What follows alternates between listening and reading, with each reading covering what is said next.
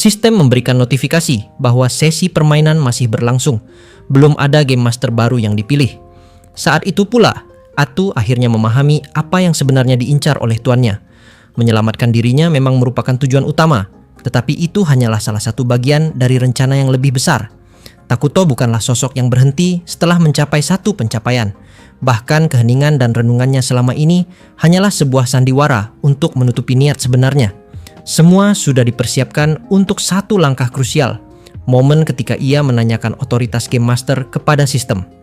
Tidak ada satupun yang menduga perkembangan ini. Ketika semua orang masih berusaha mencerna maksud dari permintaannya, Takuto dengan suara lantang menyatakan dirinya layak menerima kewenangan tertinggi.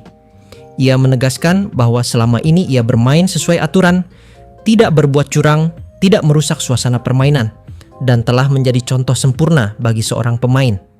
Bagi yang mengenalnya, kata-kata itu terdengar seperti sandiwara, entah ditujukan untuk Erakino atau bahkan untuk Keiji yang mungkin masih mengawasi dari dimensi yang lebih tinggi.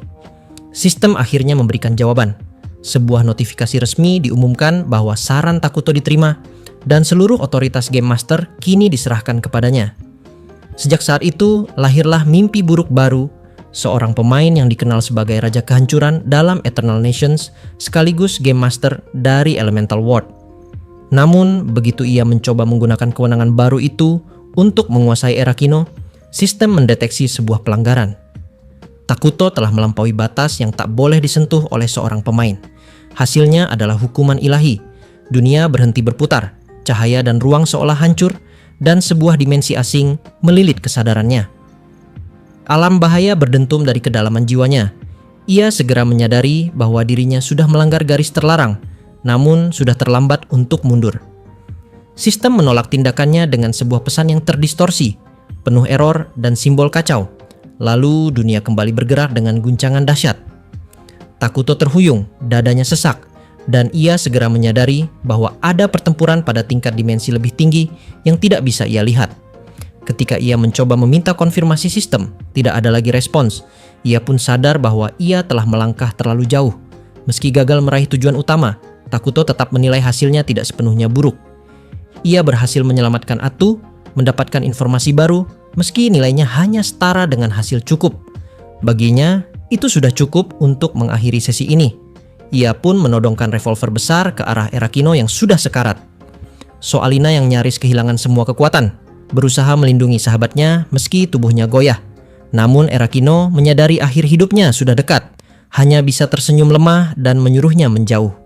Ia ingin memberikan kesempatan terakhir bagi temannya untuk selamat. Takuto justru merasa aneh.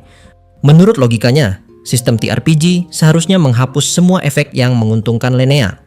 Namun hubungan antara Erakino dan Soalina masih bertahan, menimbulkan kecurigaan bahwa ada aturan tersembunyi yang belum ia pahami. Bahkan Atu sendiri terlihat ragu untuk menghabisi musuhnya, padahal biasanya ia akan membantai tanpa ampun. Perubahan ini membuat Takuto semakin yakin ada sesuatu yang ganjil. Soalina, meski hampir roboh, menegaskan bahwa yang terjadi bukan sekadar efek permainan.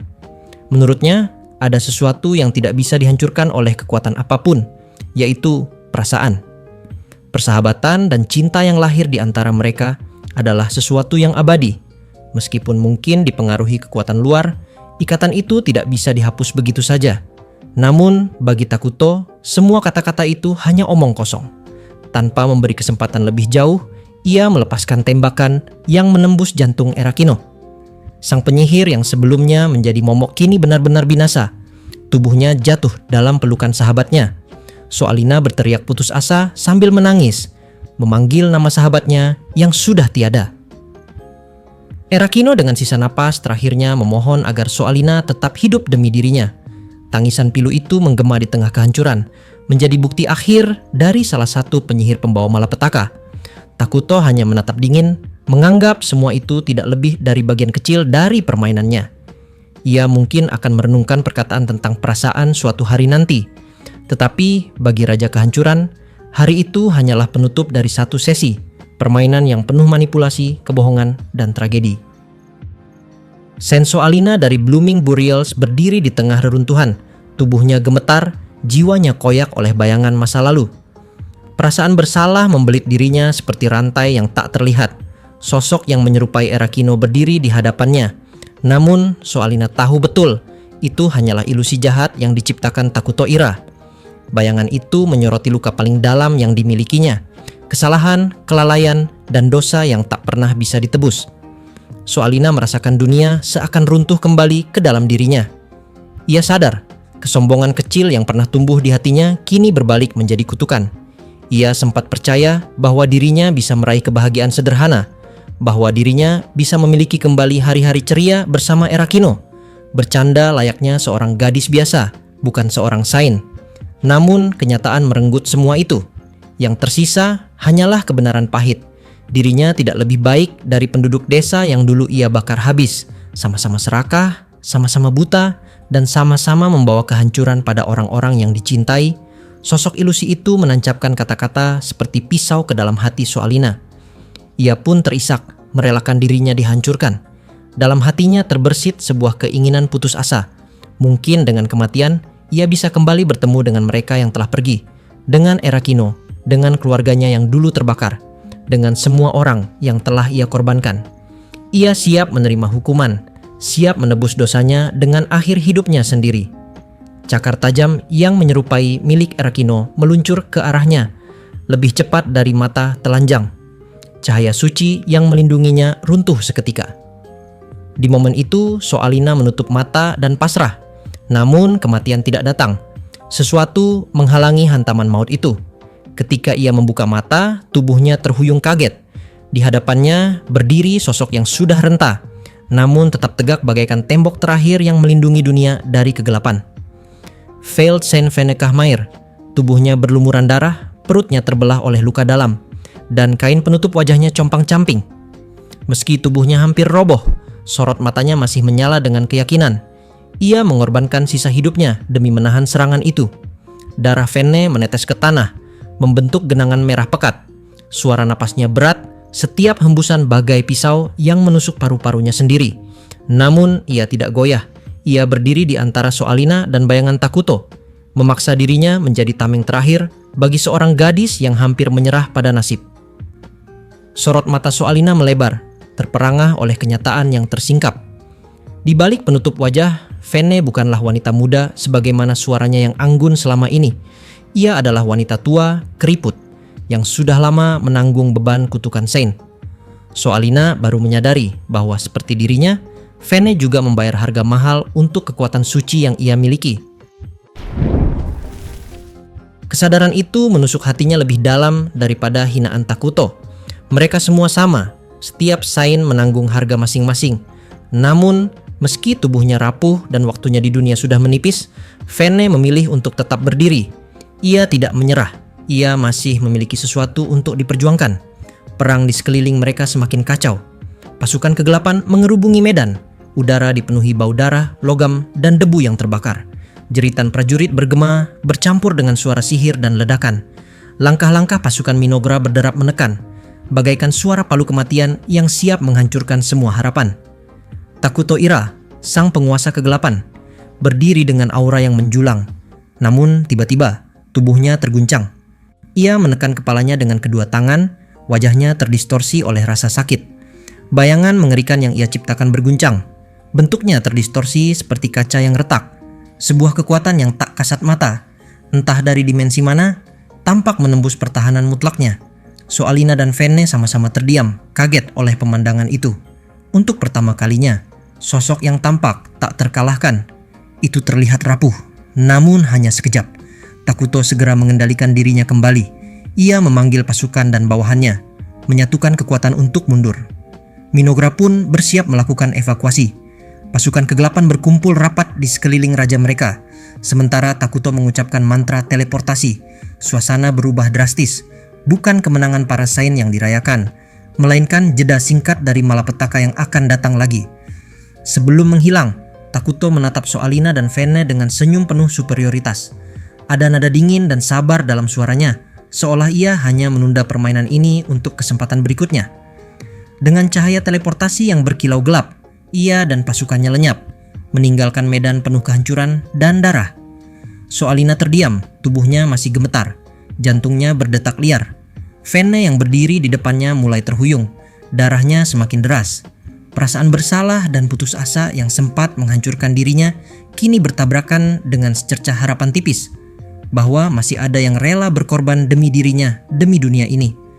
Hari itu, Soalina sadar bahwa pertempuran belum berakhir. Takuto Ira mungkin telah mundur, namun kegelapan yang ia bawa masih akan kembali, lebih besar dan lebih berbahaya. Ia harus tetap hidup, bukan untuk dirinya sendiri, tetapi untuk semua orang yang telah berkorban. Dan di medan penuh kehancuran itu, Sen Soalina bersumpah dalam hati, tidak peduli seberapa besar dosanya, ia tidak akan menyerah. Ia akan bertahan, ia akan berjuang, sampai pengorbanan mereka tidak sia-sia. Yang tersisa setelah pasukan kegelapan menghilang hanyalah kehancuran. Di tengah reruntuhan berdiri Soalina, dengan tubuh bergetar dan hati terkoyak. Sementara di sampingnya, Fene tergeletak tak sadarkan diri. Di hadapan mereka, impian besar yang disebut Divine Nation of Lenea telah hancur berkeping-keping, lenyap bersama tawa dan semangat orang-orang yang pernah memperjuangkannya. Soalina jatuh dalam keputusasaan. Nafasnya tersengal, air matanya jatuh tanpa henti. Semua harapan, semua pengorbanan seolah sia-sia.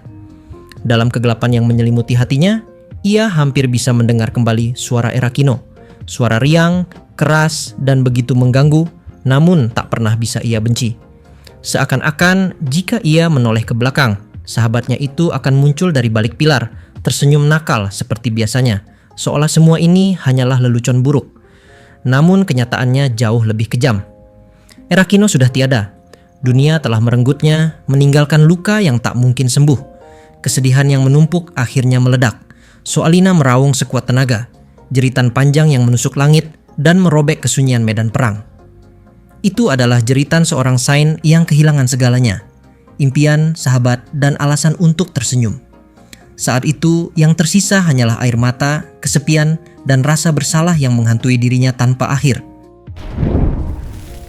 Hari yang sama ketika perang antara kekuatan kebaikan dan kegelapan mencapai titik akhir, Takuto dan rakyatnya akhirnya kembali ke ibu kota Minogra di Accursed Lands. Di istana, sambutan penuh emosi menyambut kepulangan mereka. Namun, suasana yang hadir bukanlah kisah bahagia layaknya komedi romantis, melainkan sebuah tragedi. Atu bergegas memeluk tuannya dengan wajah pucat, cemas melihat kondisi sang raja. Kelelahan Takuto begitu nyata. Tubuhnya menuntut istirahat segera setelah pertempuran panjang melawan Divine Nation of Lenea. Alasan dari keletihannya sederhana namun fatal. Ia telah menguras terlalu banyak energi. Kekuatan yang dimilikinya, perfect imitation dari sang nameless evil god, memungkinkan Takuto menyalin apa saja, bahkan fenomena alam. Namun hukum dunia tidak akan membiarkan kekuatan semacam itu digunakan tanpa harga. Beban yang ditanggung tubuhnya begitu besar hingga ia terpaksa mundur meski kemenangan sudah di genggaman. Setelah kembali ke istana, ia menuruti permintaan Atu untuk beristirahat, membaringkan diri di tempat tidur dengan tubuh yang dipenuhi rasa lelah. Atu duduk di sisinya, berusaha merawatnya, menanyakan kondisinya, bahkan menawarkan makanan. Takuto hanya tersenyum, lega karena akhirnya bisa melihat Atu kembali berada di sisinya. Untuk pertama kalinya setelah sekian lama, beban yang menekan hatinya mulai mengendur. Namun, di balik rasa lega itu tersimpan kenyataan pahit. Kemenangan yang mereka raih hanya nyaris gagal. Kekuatan perfect imitation memang memberinya kemampuan luar biasa, tetapi efek samping berupa sakit kepala parah dan terkurasnya energi telah merobek tubuh serta jiwanya. Jika musuh sedikit saja lebih cerdik dalam menyerang, batas kekuatannya pasti sudah runtuh dan kemenangan berpihak pada Lenea. Meski demikian, Takuto tetaplah Takuto Ira, raja yang selalu mampu membalik keadaan dan mengubah keputusasaan menjadi kemenangan. Ia pun meminta maaf kepada Atu karena terlambat menyelamatkannya, menunjukkan sisi lembut yang jarang terlihat. Atu di sisi lain menolak permintaan maaf itu, menyalahkan dirinya sendiri karena gagal melindungi sang raja.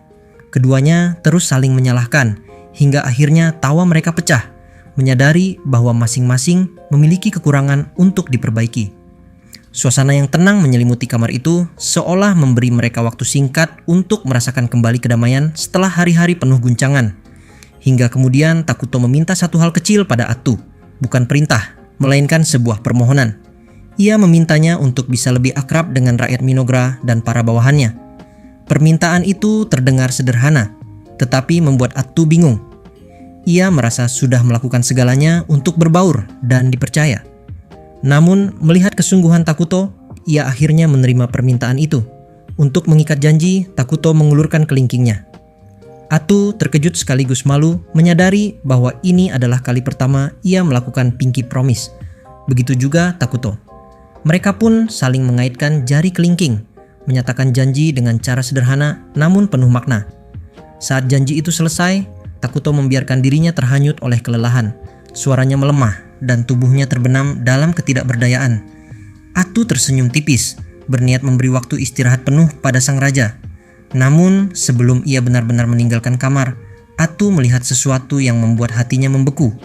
Cahaya kebijaksanaan yang selalu menyala di mata Takuto perlahan lenyap.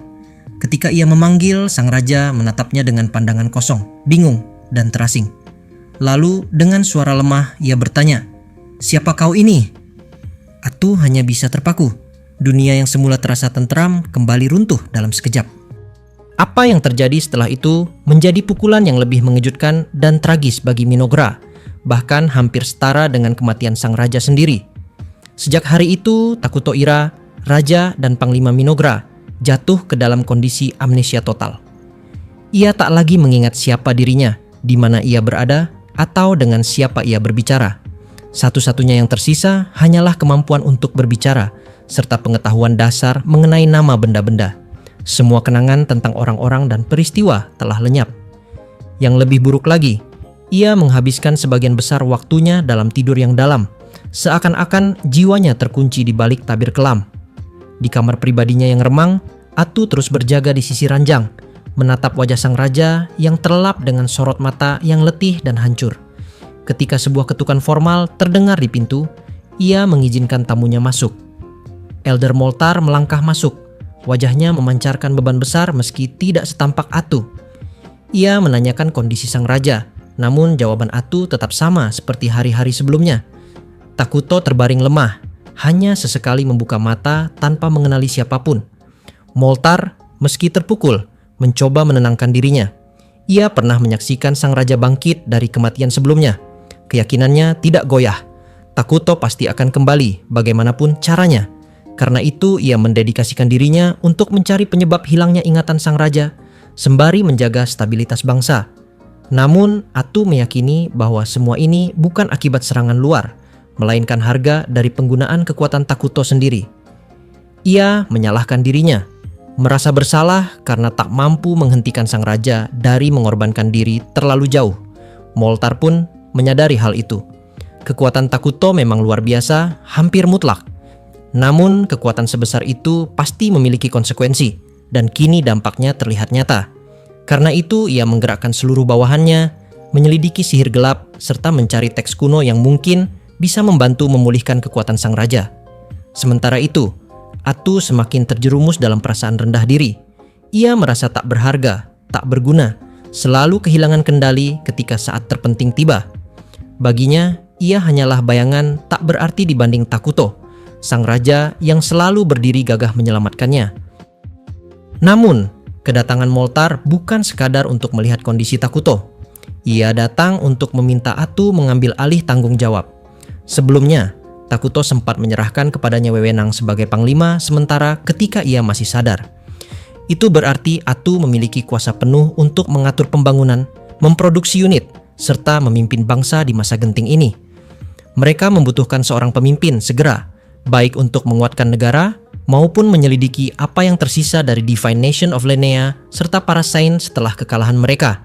Tanpa seorang panglima, posisi Minogra akan rapuh. Namun, melihat Atu saat ini, Moltar tahu ia belum siap. Tubuh dan jiwanya lelah, tanpa semangat untuk memimpin. Atu pun mengakuinya, ia tak sanggup lagi. Tetapi di balik keputusasaan itu, seberkas cahaya muncul di matanya. Dengan penuh tekad, ia menyatakan akan meminta bantuan pada sosok lain. Ketika Moltar bertanya siapa yang ia maksud, Atu menatap wajah Takuto yang masih tertidur, mengelus pipinya dengan lembut, lalu menjawab dengan suara tegas. Nama yang ia sebut asing bagi telinga para Dark Elf, namun sangat dikenal bagi mereka yang berasal dari Minogra, Hiro Vittorio, lebih lengkapnya Gleeful Spin Dr. Vittorio. Seorang pahlawan yang terkenal dengan kelicikan, tipu daya, serta reputasi tercela yang membuatnya dijuluki sebagai hero paling hina sepanjang sejarah Minogra. Sosok yang penuh intrik, biang kerok masalah, namun justru paling efektif di saat krisis seperti ini. Dan kini, di tengah runtuhnya kekuatan Takuto, Atu memutuskan untuk memanggilnya kembali, tepat ke dalam panggung sejarah Minogra. Sampai sini cerita volume ke-6 sudah tamat cuy. Kalau masih pada tertarik, kita lanjut pembahasan ke dalam volume ke-7.